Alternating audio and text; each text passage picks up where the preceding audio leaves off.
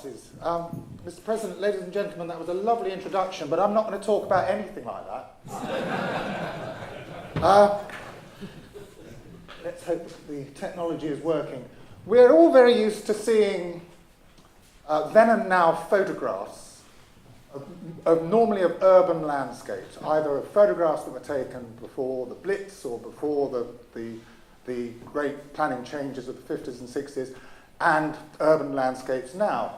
This is the sort of thing I mean. You may recognise George Plunkett's photograph of Magdalen Street and Stump Cross, and you'll know, of course, what happened with Norwich's worst planning disaster ever, up till now. Of course, Anglia Square, if that goes ahead, then it'll be Norwich's second worst planning disaster.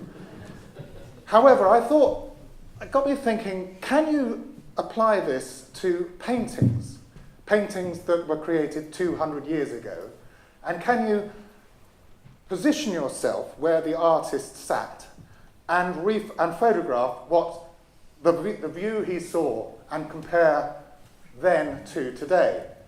And what prevents, or what are the obstructions for causing that or creating that?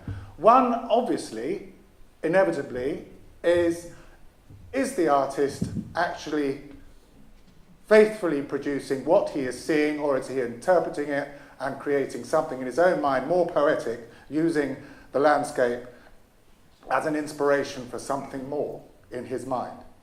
And that was the first major obstacle that I had to try and find these landscapes and re-photograph them so that we could compare one from the other. So what you're going to see is that there are a series of paintings. Some have been using a great deal of artistic license from what the artist would have seen, and some haven't, I believe, at all. I'm going to start by, let's go a little bit away from Norfolk, and let's consider probably the most famous English landscape painting of them all, John Constable's Haywain, painted in 1821. It's also famous because Willie Lott's cottage looks very much the same now as it did then. Although I'm not sure whether I would risk taking a haywain through a mill pond. But let's look at another of his paintings. He's fortunate insofar that Mr. Constable has had somebody make a website. He's actually gone round and recorded exactly everywhere he stood to paint his pictures. Another wonderful, the cornfield, which he in fact called the Drinking Boy. That's looking down towards the Stour and towards Flatford Mill.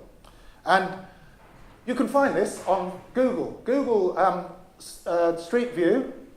Here it is.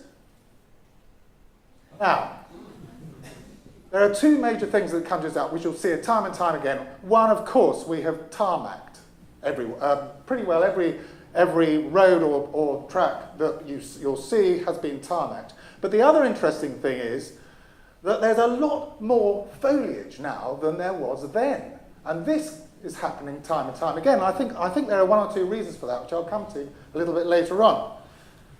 But the thing I mentioned about artistic license, if we go back to the cornfield, you see the little church in the background. That's actually not there at all. He put that there for an eye catcher. The nearest church is East Burgold, which is about half a mile behind where he was standing, and that is one small illustration of what an artist might do to manipulate a greater picturesque painting. So let's come to the Norwich School of Artists and see whether we can apply the same process. We have another difficulty with the Norwich School of Artists, particularly with John Crow, because they walked out of Norwich to, say, Posset Grove and to Mousehold, but he in particular was very, very vague in his descriptions of where his paintings were. This one's called Grove Scene, which he painted in around 1820.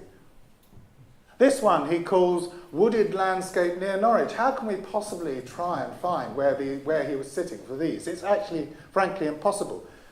This next one is the most intriguing. Mousehold Heath. This is in the Tate. I think it's a wonderful painting, but where I challenge anybody to try and discover where he was sitting to get the inspiration for that. It is possible that he was somewhere around Silver Road, which of course, if that's true, that entire landscape is now built over. Mousehold was very much larger 200 years ago. But there are some paintings that we can find with more ease. This one's called Whitlingham Lane, and it's by M.E. Cotman, who's John Sell Cotman's eldest son actually. And Whitlingham Lane only goes close to the river in just one point, which is here.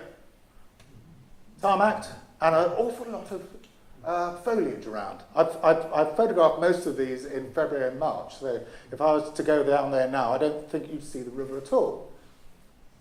In those days, of course, trees and foliage by the river was a positive hindrance to economy and everything else because they need to keep it clear for the sails. So what about his dad, John Sell Cotman? Of course, he went all over the county compiling sketches for his series of etchings, which he thought were going to make him fame and fortune. He sadly got neither out of them. But how did he use artistic license? Here we have St. Luke's Chapel, and he's decided to remove most of the East End and the entire tower. And here, his most famous, we're not in Norfolk here, we're in Norfolk, in Yorkshire, in Greta Bridge, his most famous painting, often quoted as being one of the most sublime watercolours ever made. He painted it in 1805, and he loved it so much he painted it again in 1810. But he moved mountains to paint it in 1810. This one is in Norwich Castle. So I don't think Mr. Cotman is completely to be trusted. He'll move the sun as well. This is the Jesus Chapel in Norwich. And I'm sure you all know the Jesus Chapel is on the north side of Norwich Cathedral, and I'm not sure the sun often shines through that doorway. But it's to make a more picturesque, of course, a greater painting, but it's for our process of trying to compare then and now, it causes difficulties.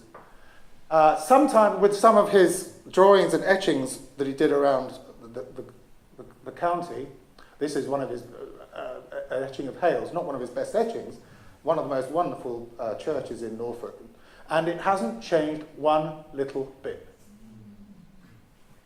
Marvellous. But let's take another one. Let's take Burnham Ovary Town Church. It's a very unusual church, this one. It's got a rather stumpy tower, and it's a bit squat, and the chancel's a bit long, but it hasn't changed much from Cotman's day. I think the Victorians may have refaced the transept a little bit, and there may be a new bell turret on it.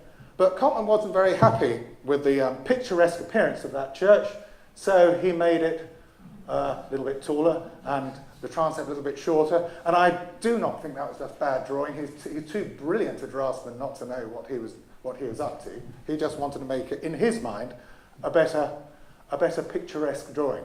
However, there is a pupil of Mr. Cotman, who I think we can go to now, that faithfully reproduced and painted what he saw before him. His name, I hope you can see this, yes you can a little bit. This is the Reverend James Bulwer, who was born in Aylsham. He was 12 years John Sell Cotman's junior, and was taught by him and became a good friend of his. He ended up as Vicar of Blickling and then Hunworth.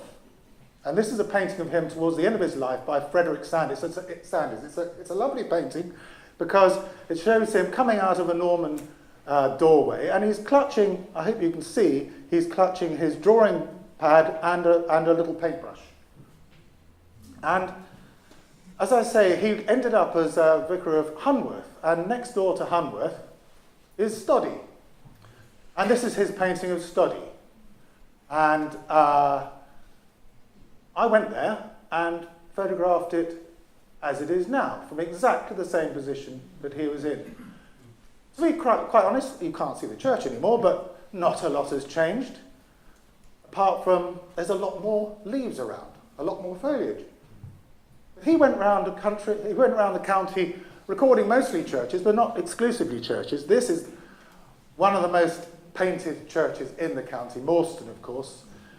Has it changed that much? Well, a little. Of course, the road is tarmacked. We've got irritating road signs as you come into the village, but it's instantly recognisable, and he would recognise it today. What have we got next? Little Walsingham. Those two buildings there, one of them survives. Nothing much has changed really at all. He didn't just do churches. Well, we all know where this is. This is Burnham. Once again, that shows. I think that's completely faithfully. He was recording what he saw with the ivy-clad towers, which are all now being stripped away, and here we have it. He didn't just do churches. We have the Reedham Ferry. What's quite interesting about this is, in the distance there, we have, I've got to find it now, where have we got? I've gone too far ahead. We've got, in the distance, another pub. It's not the Reedham Ferry, but it's the Cockatrice public house in the distance. The side is a bit harder, but it's instantly recognisable as it is today. It gets more interesting when we approach the Norfolk coast. This is before the railways arrived. This is Sandy Hill, Webham, and he painted this in 1852, looking up to what's called Webham Heath. And if you were to go there now, it's called Sandy Lane, and this is what it looks like. That is exactly where he stood. It's tarmacked, and there's a lot more leaves around. Just behind me here, is about 50 yards behind, is the Webham station, because it came. The railway came about 20 years after he'd painted that picture. And down on the coast, he also painted Beeston. And from Beeston, clearly you could see Cromer Church peeking over the hill, and West Runton Church to the right. I took a while trying to find this location, but I did find it eventually, but it's changed rather a lot. Not only the caravans and the trees, of course, but there's now a railway. Just to the right, there is a railway shooting through, which we can't see, of course, which is now the lovely Popular Railway. Further down the coast, things haven't changed quite so much, or at least on the first look, you wouldn't think so. This is Frederick George Copman's painting of Clyde. Frederick George Copman was the nephew of John Sale Copman, the son of John Sale Copman's much younger brother. And we see that and we think, well, that hasn't changed a bit. Maybe two floods in 1912 and 1953 has changed it a little bit, because I think there's probably only one building in that painting that still survives. But it's instantly recognisable still as Clyde. If we come into the 20th century, the wonderful Sir Armsby Brown, he painted many pictures around Haddiscoe. What's interesting about this is that he's, yes, you've got the road, which is maybe it was tarmacked by the time he painted that, I'm not sure, but look how it's every single part of the hill up to the church is used, whether it be allotments or little bits of small holdings. Every part of the landscape seems to be tended. And now, it's just scrub. From the other side, there's an interesting aspect as well. This is looking from the top of the hill back to the church. And what is this? He calls this the Crossroads. And what's interesting about this, going back again to artistic license, is that I've looked at old maps, old photographs, Ordnance Survey maps from 1886, Croft maps, tide maps. That building on the left doesn't exist. But the Crossroads is still there. Sadly, it's now cluttered with signs. Why do we need two signs saying Norwich and Loddon? But there it is, recognisable as it is. So let's finish with one more 20th century artist, of course, Edward Seago, who lived and worked in Ludham, did many, many paintings of Ludham. He painted this street quite a few times, and I had a bit of a struggle trying to find it, to be quite honest with you, because he painted, this is called February Sunshine, Ludham, and I was looking in March, and I still couldn't find it. I eventually came across that wonderful gable, and I think I'm standing within 20 foot of where he was. There we are. Quite a lot. Unless he was using artistic license to just remove a few trees, it's certainly got a lot more foliage now than it did then. So I think the one artist that we can rely on to really see what the Norfolk scene might have been like 200 years ago is this one, which is, that was Tuttington, by the way. So this is Tuttington in the Reverend James Bulwer's day. So if you want to believe an artist, you just got to make sure he's a vicar.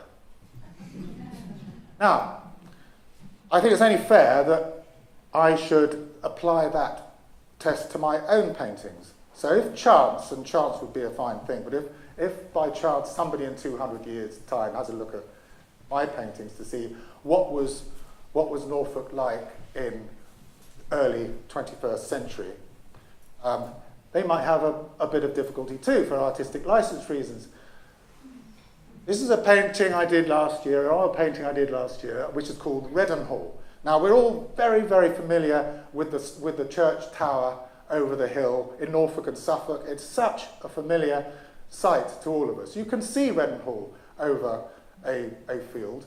It's not actually that one, because that field is actually 40 miles away in Bradfield, just north of North Walsham. But I didn't think the Bradfield Tower was nearly as interesting as the Reddenhall one, so I changed it. This is a painting I did in 2007, a watercolor of Wiggin Hall, Wiggin Hall, St Magdalene, and I rather love this image, or should I say the subjects, because I've come back to it a few times. I painted it in oil last year, and so somebody in 200 years' time thinks, well, they must have reglazed that church, because it was that wonderful clear glass and it's reflecting the sky. But actually, if you go there now, of course, that's complete lies. It's not like that at all. Now there's a rainy picture of the Galilee porch in Ely with some Victorian security gates imposed upon it. And actually, what you can't quite see in that photograph is that it's got pigeon protective what do you call it, mesh, thank you, all over it as well. So I wanted to see into the cathedral. So, well, I'm afraid those Victorian things have got to go for a start. So, and again with Hales, one of my favourite churches. Let's revisit Hales. If somebody in 200 years' time think, well, the patina on that wall is extraordinary. It's not quite the same as it is now. Well, that's because it's not the same church, because I used a church 7 miles away, I'm afraid, in Hellington. And I also painted the Jesus Chapel and moved the sun, just like Mr. Cotman did. So I'm not to be relied on, I'm afraid. But what the exercise of looking 200 years past has proved to me, talking about landscape, is that, yes, we've tarmacked all the roads, but what's fascinating is that the landscape was much more tended then, and there was much less foliage, there was much less scrub. And the clear reason for that is that scrub was fuel. So whenever you wouldn't have bushes and scrubs around, people would be taking it home, and it was their only methods of fuel. And every inch of land would be tended for crops and for food. So when we look at our landscape today, we're seeing, I think, a great deal more foliage and trees than our friends Cotman and Bulwer might have seen 200 years ago. So I'm very nervous to suggest this in a room full of CPRE members. But I think there are moments where we could improve the landscape by clearing a little. And there are two examples very close by here where I think we could do that. Just two examples. One is, wouldn't it be lovely to see the Norwich Cathedral across the playing fields from the river and from the other side of the river? You go there now, you can't see it. And the other is, wouldn't it be nice, Mousehold Heath, I think the clue is in the name, just a little bit, let's clear it, make a little bit of heath. But I'm probably on sticky ground there. But I just want to show you three more paintings to bring things completely up to date. Now I'm doing a project which I think has a lot of relevance to the CPRE. This is a project I'm doing with Save Britain's Heritage.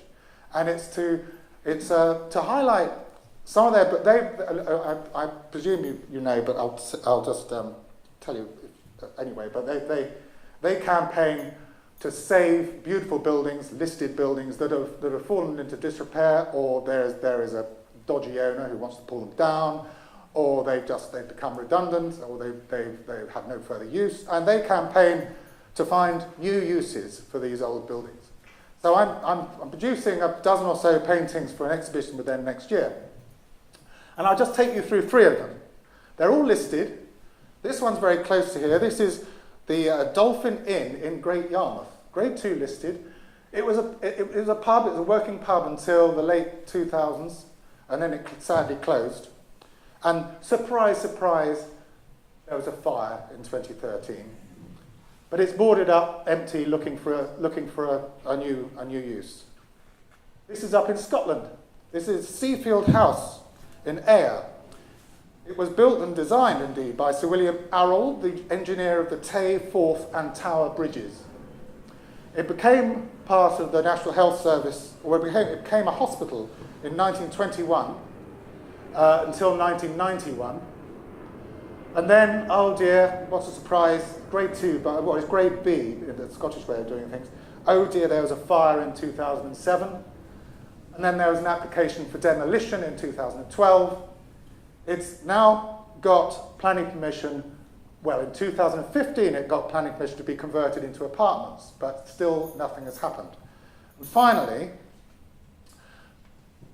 Temple Works Leeds. This is Grade 1 listed, Temple Works Leeds. It's enormous.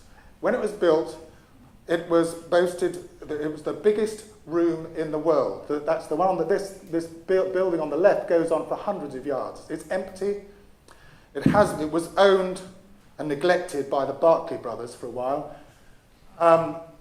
Burberry were going to take it on, and then they pulled out. And now it's still in abeyance what is to happen to it. But these are three examples of buildings that could be made into apartments, new uses. They have mills on their books. They have pubs. They have cinemas. They can be converted into houses or new factories or whatever. They are, in other words, brownfield sites, and they should be built on first. And I think the CPRE will agree with that. So there is a lot in unison between Save Britain's Heritage and CPRE. Finally, because I have a captive audience, this is a commercial break. This is a painting I've just completed of St Andrew's Gunton. St Andrew's Gunton is the only complete Robert Adam chapel in the country, in England, I should to be specific. And it's going to have its 250th anniversary next year. It was built in 1769. and it needs some repairs on some of the decorative stucco work on the inside. So that painting is going to be auctioned off in a wonderful afternoon concert of Baroque music, which is going to take place in July the 8th, with some nationally renowned musicians, by the way, musicians that have appeared frequently on Radio 3. So if you're interested in coming to this, please have a word with me. I've got a few handouts. It's £35 a ticket, which includes wine and soft drinks and canapes in the interval which will have an auction for a painting, amongst other things. That's my commercial break, and thank you very much.